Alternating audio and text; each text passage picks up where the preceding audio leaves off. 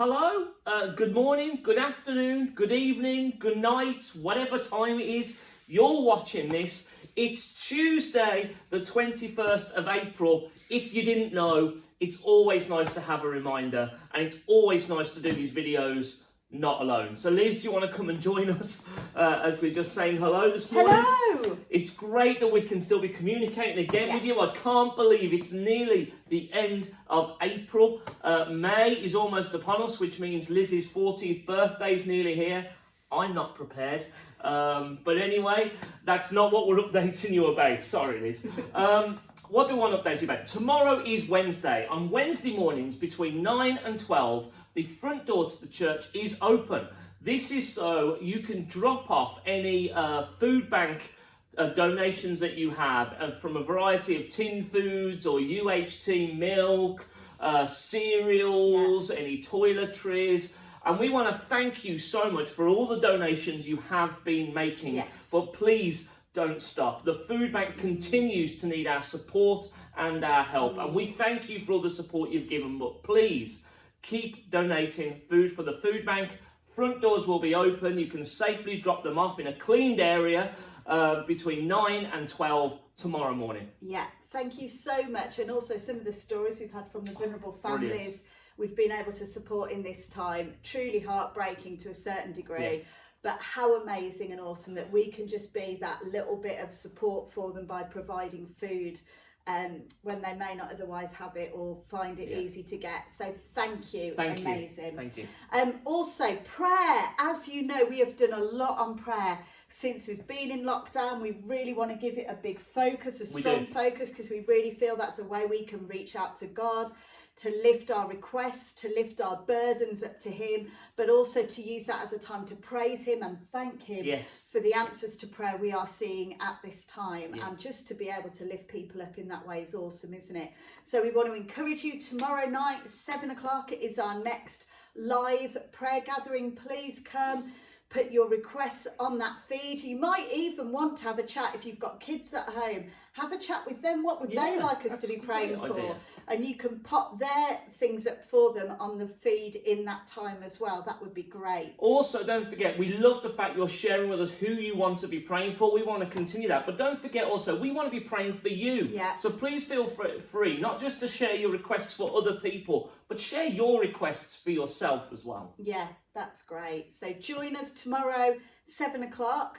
And then also on Friday, which I think it's the 24th, that sounds about right. Friday, the 24th of April, Elim are saying, let's have another day of prayer. For those of you that joined us on Good Friday, Elim did some Facebook Live videos throughout the day. They're going to be doing that again this Friday, but it will only be at 9 a.m. and at 6 p.m. And at 6 p.m. they would love it for us all to join in and have communion together in that prayer time live on Facebook. So if you are joining in, 9 a.m. and then at 6 p.m. if you've got some bread, some juice, something like that, you can join in communion together as across Elim, which on Good Friday, it wasn't just Elim in this country or in the UK, it was Elim across the world. It was amazing. It was. We're going to be sending you out an email tomorrow, which has also got a prayer guide that Elim have devised for that. It's got prayers for morning, midday, kind of the evening slot. It's also got creative prayer ideas, so you might want to get the kids joined in. Yeah. If you're struggling with the homeschooling, I think one of the ideas is to build a prayer den. So don't give it all away, Liz. Sorry, spoiler. So have a look when that comes out to you tomorrow. Might be great to maybe, if you can, incorporate some of that into what you're doing with your children at home in this time. Yes. Also, Sunday is coming. Sunday's always coming. There's always a Sunday coming. I love that.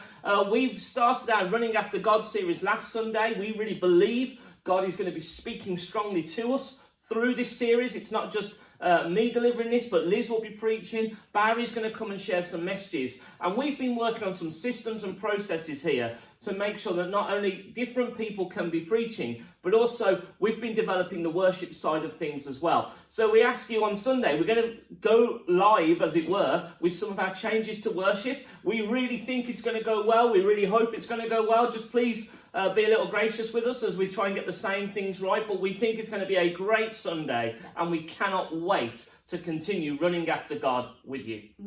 And as part of that, we launched it on Sunday and a little bit last week. Please send us your photos of you running, of you doing exercise. If you're doing PE lessons with your kids, send us a picture of that. Get your kids to, perhaps if you're doing artwork, get them to draw pictures of themselves and you as well, maybe doing running or exercise as our daily kind of exercise thing at the moment. We'd love to incorporate that as we go through this Running After God series. And plus it is great for us all to see each other's faces. So that would be awesome. If you want to email them through to liz@riversideelim.com, or if you've got my number, you can WhatsApp pictures to me.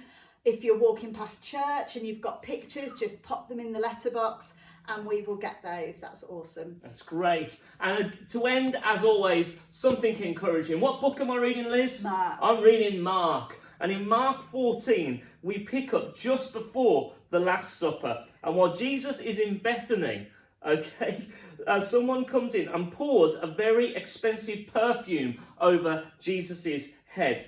And the disciples say, what a waste of money that is. You could have used that and sold that to give money to the poor. And Jesus says, leave her alone. Why are you bothering her? She has done a beautiful thing to me. The poor you will always have with you. You can help them in any time you want, but you will not always have me. She did what she could.